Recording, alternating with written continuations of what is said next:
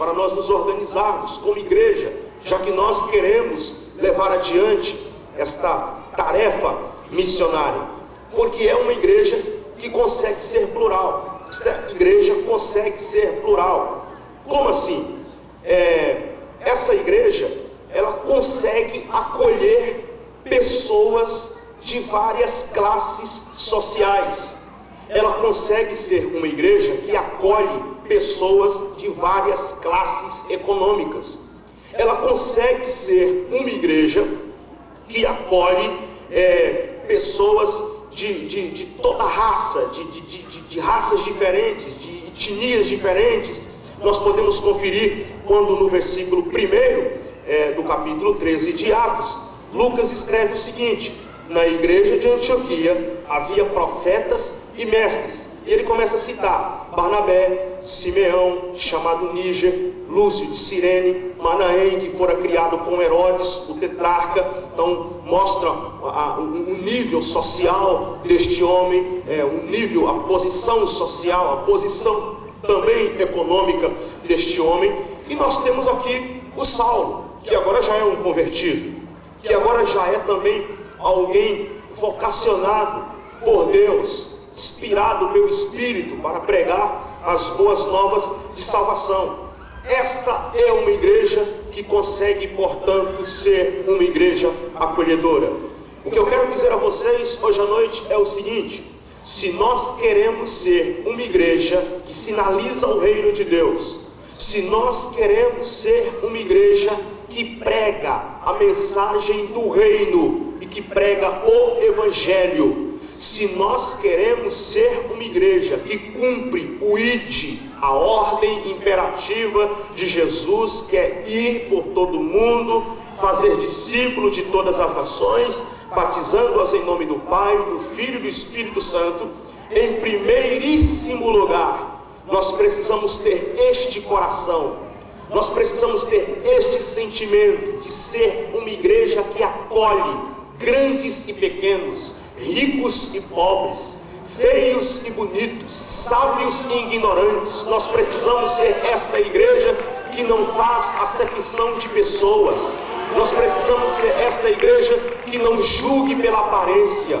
Nós precisamos ser esta igreja que está para além das fronteiras denominacionais. Eu me alegrei muito quando eu li aqui esse panfleto, esse folder que tem aqui um histórico, e eu li rapidamente aqui esse histórico e conferi alguns detalhes aqui, entre eles que este é um projeto interdenominacional. Este não é um projeto que gira em torno de uma elite. Esse não é um projeto que gira em torno da minha bajulação. Esse não é um projeto que gira em torno do meu egocentrismo. Esse não é um projeto que gira em torno do nome da minha igreja, porque a minha igreja é a melhor igreja, porque a minha igreja é a igreja que prega, é a igreja. Não, esse é um projeto que gira em torno do reino de Deus. Seja pentecostal ou neopentecostal, seja tradicional, seja presbiteriano, batista, assembleano, metodista, Deus e amor,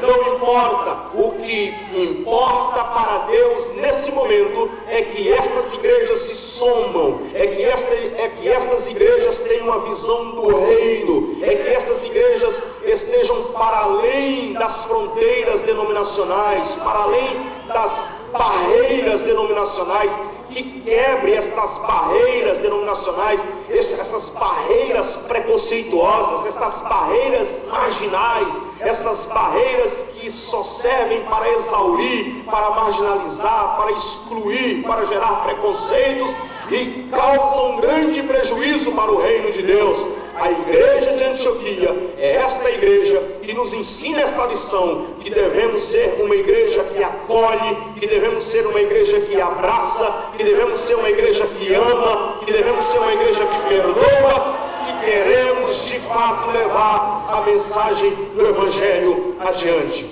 A segunda coisa que nós podemos aprender com a igreja de Antioquia é que a igreja de Antioquia enviou para a missão o que ela tinha de melhor. a igreja de Antioquia enviou para a missão o que ela tinha de melhor. Vejam o que diz no versículo de número 1 do capítulo 13. Na igreja de Antioquia havia o quê?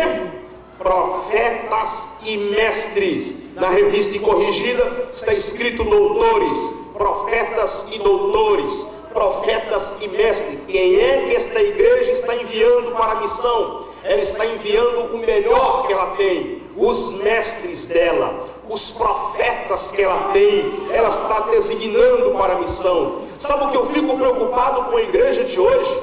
Que eu fico preocupado com a igreja evangélica neste país, e o que eu fico preocupado com esta grande badalação evangélica no Brasil de hoje, esta grande onda de pregadores que se chamam e gostam de se intitular profetas, de pastores que gostam de títulos e de rótulos, é que eles querem encarregar a obra missionária para gente simples. Eu não estou dizendo que gente simples não pode fazer missão. O que eu estou querendo dizer é que eles querem jogar a responsabilidade nas costas do simples, do missionário que ele diz assim: não, esse aqui não sabe ler, esse aqui não tem nenhuma expressão no mercado econômico, no mercado de trabalho, ele não vai dar nada mesmo, joga ele lá no mato, põe ele lá para cuidar de uma tribo de índio lá.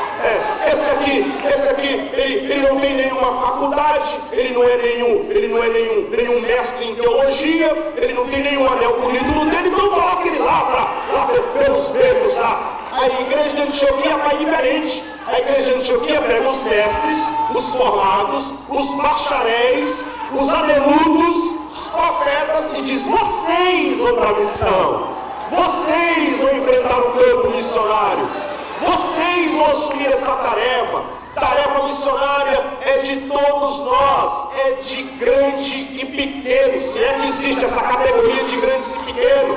A tarefa missionária, ela não se restringe, ela não se resume ao irmão que é pobre, que não sabe ler, que não tem formação, não vai ter nenhum proveito mesmo aqui na cidade grande, então manda ele para a roça. Não! A obra missionária envolve todos, do púlpito à porta, do indouto ao formado, ao pastor, do pastor ao leigo. Todos estão imbuídos neste compromisso, têm esta missão de fazer a obra missionária. E aí ele diz assim: na igreja de Antioquia havia profetas e mestres. Ele cita Barnabé, Simeão, chamado Níger, Lúcio de Cirene, Manaém, que fora criado com Herodes o tetrarca, e Saulo.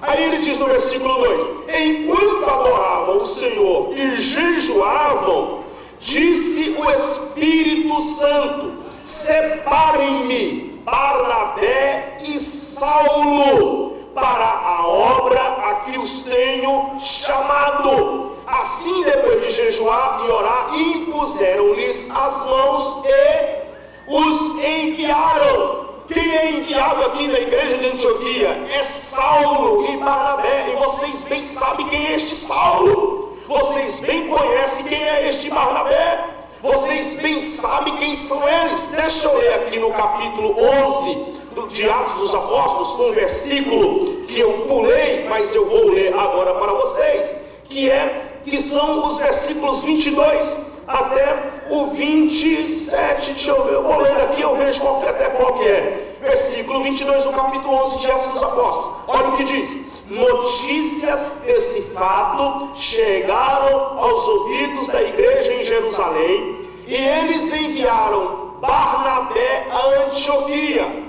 Este, ali chegando e vendo a graça de Deus, ficou alegre e os animou a permanecerem fiéis ao Senhor de todo o coração. Ele era um homem bom, cheio do Espírito Santo e de fé, e muitas pessoas foram acrescentadas ao Senhor. Então Barnabé, foi o versículo que eu pulei, foi a Tarso procurar Saulo, e quando o encontrou, levou-o para onde? Para Antioquia. Assim, durante um ano inteiro, Barnabé e Saulo se reuniram com a igreja e ensinaram a muitos, e em Antioquia os discípulos foram pela primeira vez